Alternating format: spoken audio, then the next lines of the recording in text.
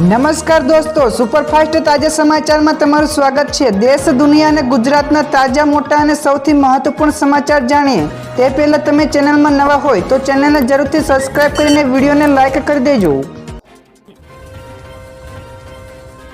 સૌથી પહેલા દોસ્તો આપણે વાત કરીએ તો અરબી સમુદ્રમાં બનેલું વાવાઝોડું અન્ય સાયક્લોન કરતાં ખૂબ જ શક્તિશાળી છે। જ્યાં દોસ્તો અરબ સાગરમાં વાવાઝોડું બનવાના પરિબળો સક્રિય થયા છે, તો આ સાયક્લોન જો બનશે તો તે વર્ષ 2023ના બિપોરજોય વાવાઝોડાના ટ્રેક ઉપર ચાલી શકે છે।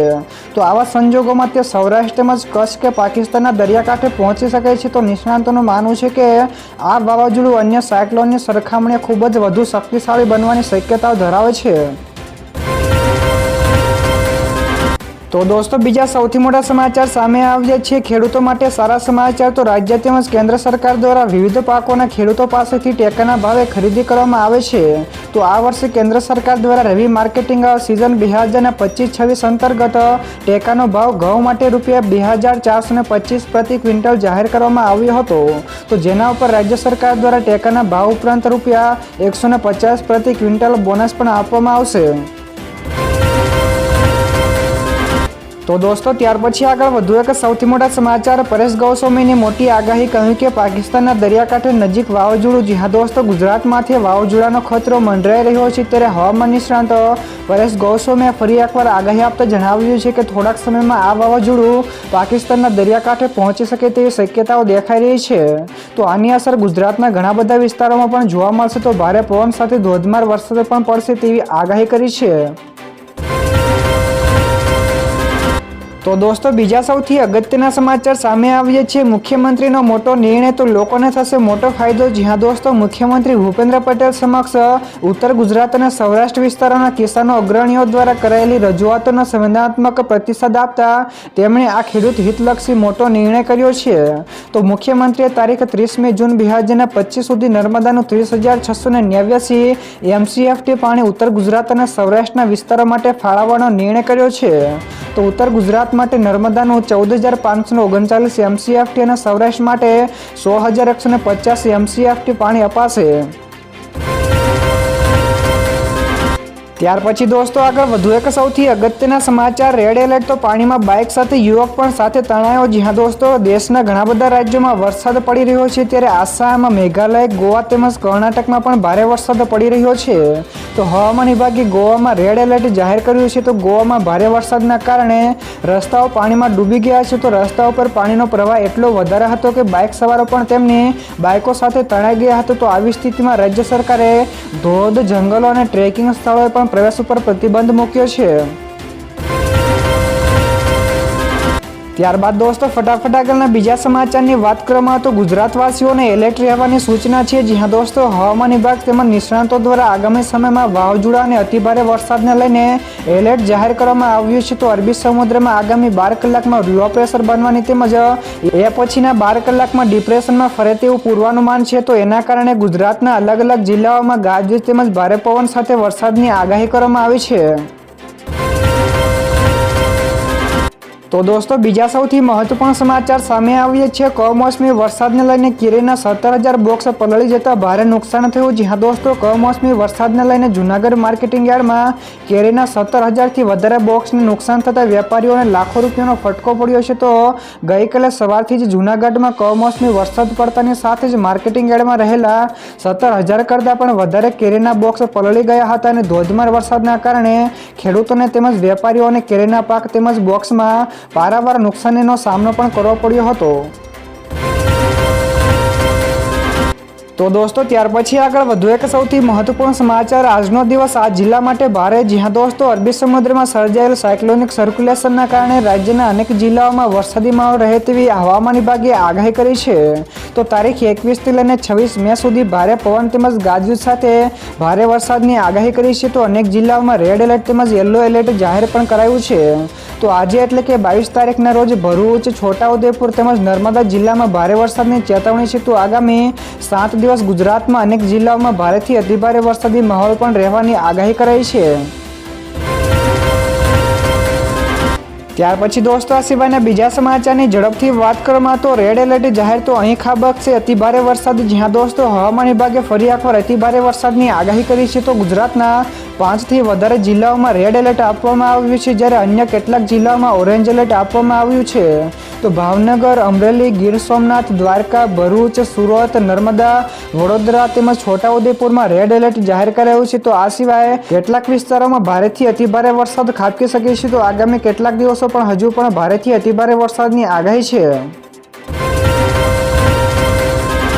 તો દોસ્તો બીજા સૌથી મોટા સમાચાર સામે આવ્યા છે. આરટી હેઠળ બીજા રાઉન્ડમાં 7,000 બાળકોને પ્રવેશ અપાયો. જ્યાં દોસ્તો તારીખ 21 મે 2025ના રોજ યોજાયેલા આરટી પ્રવેશ પ્રક્રિયાના બીજા રાઉન્ડ બાદ વધુ 7,006 જેટલા બાળકોને પ્રવેશ ફાળવવામાં આવ્યો છે.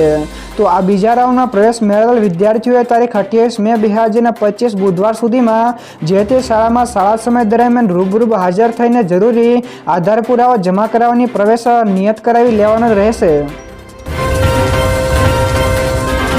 તો દોસ્તો ત્યાર પછી આગળ વધુ એક સૌથી મોટા સમાચાર. પીએમ મોદી 103 જેટલા નવીનીકૃત અમૃત ભારત રેલવે સ્ટેશનનું લોકાર્પણ કરશે. જ્યાં દોસ્તો રાજ્યના મુખ્યમંત્રી ભૂપેન્દ્ર પટેલે માહિતી આપતા જણાવ્યું છે કે પીએમ નરેન્દ્ર મોદી આજે કુલ 103 જેટલા નવીનીકૃત અમૃત ભારત રેલવે સ્ટેશનોનું લોકાર્પણ કરશે.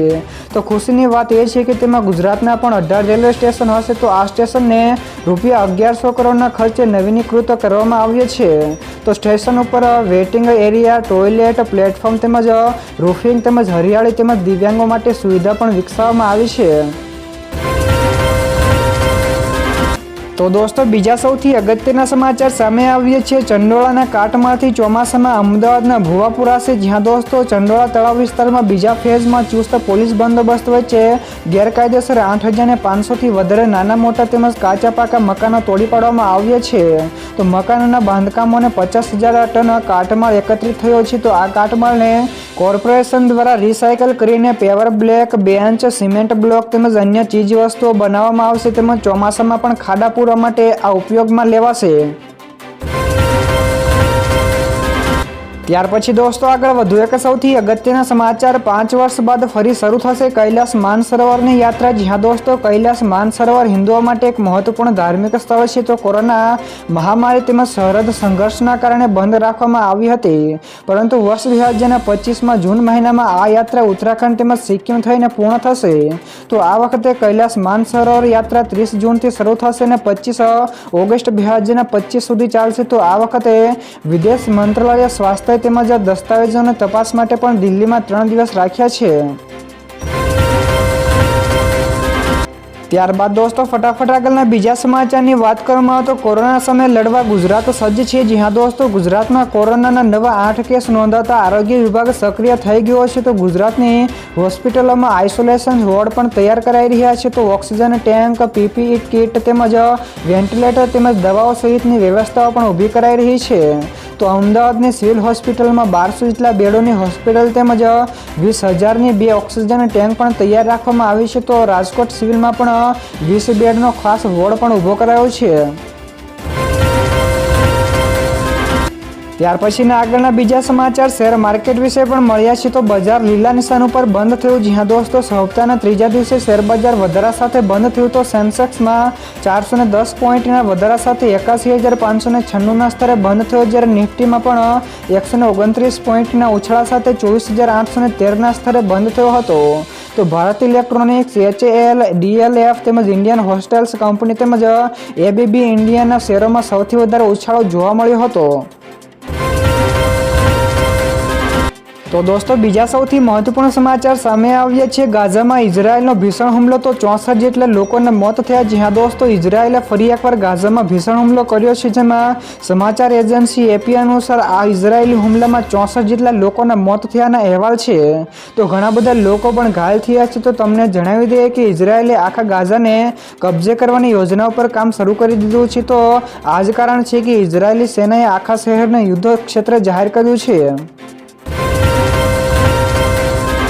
તો દોસ્તો ત્યાર પછી આગળ વધુ એક સૌથી મહત્વપૂર્ણ સમાચાર, સોનું ફરી એકવાર થયું મોંઘું। જી હા દોસ્તો, ગઈકાલે સોના અને ચાંદીના ભાવમાં વધારો થયો છે। તો IBGA અનુસાર 24 કેરેટ સોનાના 10 ગ્રામનો ભાવ 1645 રૂપિયા વધીને 95,452 રૂપિયા પ્રતિ 10 ગ્રામ થયો છે।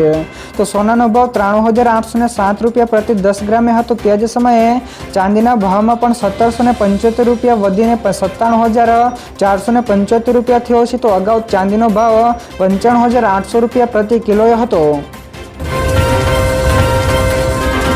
ત્યાર પછી દોસ્તો આ સિવાયના બીજા સમાચારની ઝડપથી વાત કરવામાં તો સુરતમાં પણ ધોધમાર વરસાદ, તો અનેક જગ્યાએ પાણી ભરાયા। જી હા દોસ્તો, ગઈકાલે સુરત શહેરમાં વહેલી સવારથી જ ધોધમાર વરસાદ વરસ્યો હતો, જેના કારણે અનેક વિસ્તારોમાં પાણી ભરાઈ ગયા હતા। તો પાણીમાં વાહનો પણ અટવાઈ ગયા છે, તો લોકો પણ મુશ્કેલીમાં મુકાયા છે। તો નીચાણવાળા વિસ્તારોમાં હાલાકી વધતા મનપાની પ્રી મોન્સૂનની તૈયારીઓની પોલ પણ ખુલ્લી ગઈ છે। તો ચોમાસું બેસે એ પહેલા જ પાણી ભરાતા અનેક સવાલો પણ ઉઠી રહ્યા છે। તો આગામી હજુ પણ 4 થી 5 દિવસ હજુ ભારેથી અતિભારે વરસાદની આગાહી આપવામાં આવી છે। તો દોસ્તો બીજા સૌથી મોટા સમાચાર સામે આવ્યા છે। 36 લાખનો ઈ સિગારેટનો જથ્થો ઝડપાયો। જી હા દોસ્તો, ગુજરાતના મોટા શહેરોમાં પાર્ટીઓમાં હાલ ઈ સિગારેટના સેવનનું પ્રમાણ વધ્યું છે। તો હાલ રાજ્યમાં સિગારેટના સેવન ઉપર પ્રતિબંધ છે, પરંતુ હજુ પણ ઘણા બધા લોકો ગેરકાયદેસર વેચાણો કરી રહ્યા છે। તો પણ તેનું વેચાણ કરવામાં આવે છે। તો ગુજરાતમાં મેટ્રો સિટી કહેવાતા સુરત, અમદાવાદમાં ઘણીવાર ઈ સિગારેટનો મોટો જથ્થો ઝડપાઈ રહ્યો છે। તો સુરતમાં 36 લાખના ઈ સિગારેટનો જથ્થો સાથે એક આરોપી ઝડપી લેવામાં આવ્યો છે।